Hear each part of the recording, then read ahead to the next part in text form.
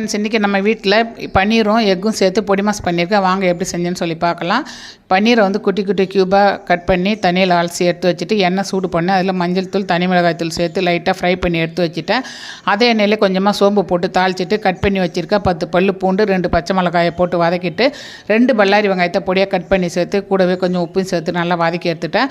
அதுக்கப்புறம் 2 தக்காளி பழத்தை பொடியாக நறுக்கி அதில் சேர்த்து உப்பு கொத்தமல்லி தழையெல்லாம் சேர்த்து நல்லா வதக்கிட்டு மசாலா வந்து கரம் மசாலா கறி மசாலா செட்டிநாடு சிக்கன் மசாலா தூள் கொஞ்சம் சேர்த்து கூடவே கார மிளகாத்தூளும் சேர்த்து நல்லா வதக்கி விட்டுட்டு அப்புறமா ஒரு அரை கிளாஸ் தண்ணி ஊற்றி நல்லா கொதி வந்து வற்றினதுக்கப்புறமா நம்ம வதக்கி வச்சுருக்க ஏற்கனவே ஃப்ரை பண்ணி வச்சிடலாம் அந்த பன்னீரை சேர்த்து அது கூடவே 2 முட்டையும் உடச்சி ஊற்றிட்டு ரொம்ப கிளறாமல் அப்படியே லைட்டாக பரட்டி விட்ட மாதிரி வச்சு ஒரு தட்டு போட்டு மூடிட்டு ஒரு 5 நிமிஷம் கழித்து சிம்மிலே வச்சு திறந்து பார்த்தா பொடி மாஸ் வந்து ரெடி ஆகிடுச்சு. அப்படியே கரண்டி வச்சு அப்படியே எல்லா பக்கமும் குத்தி ஃப்ரை பண்ண வேண்டியதான்.